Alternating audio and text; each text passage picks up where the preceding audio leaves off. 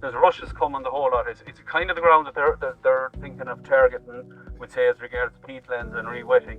I don't need it rewet. It's wet enough as it is on its own. It's drying I want to do. But look, my father before we would have spent his lifetime draining this. The land was bought in the 60s, and himself and my mother then went about reclaiming it, stocking it, building the whole lot. But I know he'd have a lot to say now about the whole thing about wetting it again. Farming is in my blood. It's as simple as that. I mean, you don't teach somebody really to farm. It's either in you or it isn't. It's as simple as that. Getting up and going farming to me is like getting up and having the breakfast. It's just part of the day and that's it. Like, I want to stay at it. I leave it to the kids. It's entirely their choice. I wouldn't. The way things are gone now, there's no way I'd force them anyway. If they want to do it, they're welcome to it. If they don't, that's fine too. I mean, it's just so hard. There's times I'd say to myself, why would you want it for them? Like, you know, I'd be calling them there sometimes and say, get a job where you're not dirty or tired when you come home in the evening. It's as simple as that. Like, because but that's their own choice. I won't force them either way. But I want the choice to be there. If I decide to stay farming, if they want to take it over, we can't be constantly shackles around our hands and legs saying, you can't do this, you can't do that.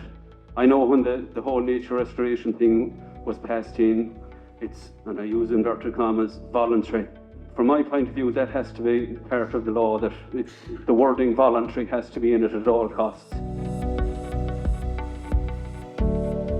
People in this area have spent decades, maybe 100 years in some cases, trying to reclaim land. When you drive down here, you look around, you see the land, how bad it is. It was a lot worse 100 years ago. It was back-breaking work with asses and carts and bags of lime.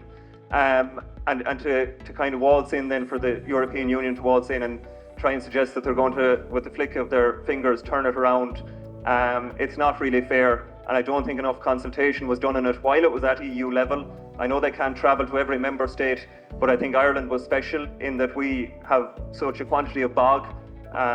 So yeah, I'm very concerned about it, and I think there's going to need to be more input into it.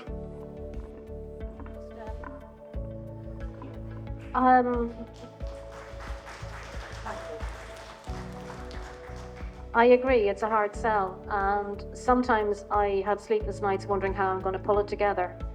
And then I have other nights where I think, but look at what Ireland's already doing.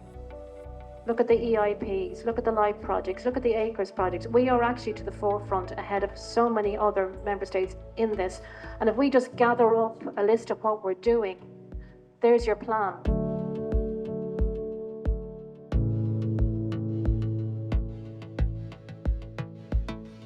The first thing we have to do under Irish law, when there's going to be a consultation, in fairness, that the national parks have said, and it's not their fault that they have to go doing it.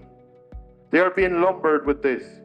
The first thing that needs to be done is that every farming organisation, when the consultation is happening, one little word be put into law.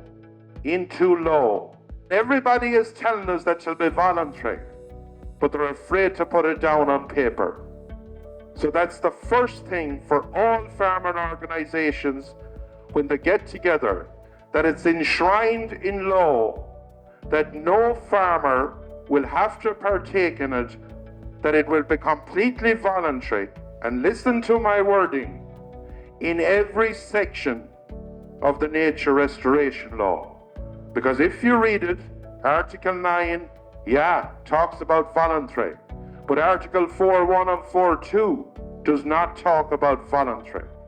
Second of all, under CAP, you have to watch that your land isn't put into a different section called GAIAG 2. At the moment, you get paid for your land as it is, it's grown grass. That's grown grass down there. But if your land in any way deteriorates or gets a different classification, you may not be eligible for your BIS payment. And that's the second thing that needs to be cleared and clarified.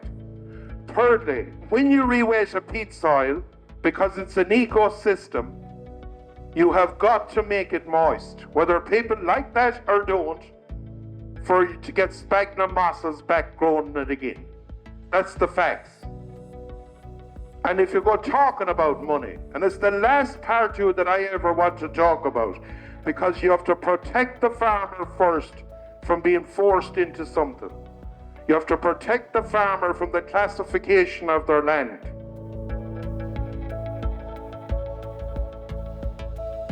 We cannot have a situation where any law is passed that impinges on a farmer's right to farm his land in whatever way he sees fit. And that's taken into account that we do have to farm our land to good agricultural practice.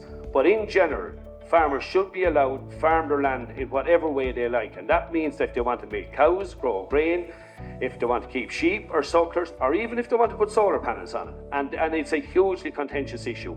We look for the right for farmers to be able to farm their land in general the way it suits them, suits their family, and that's what we'll stand for when the discussions on the nature restoration law come to pass. In terms of the nature restoration law, it's our ambition that if there is a nature restoration law enacted here in this country, and there will be, that we will get a nature restoration law that will not impact on farmers' ability to farm their land. Our biggest problem as farmers has been the programme for government that was delivered after the last general election, when the parties that maybe most of us, Fianna Fáil and Fine Gael, might vote for, that would support our way of life in rural Ireland, turned their backs on us and went into government with the Greens.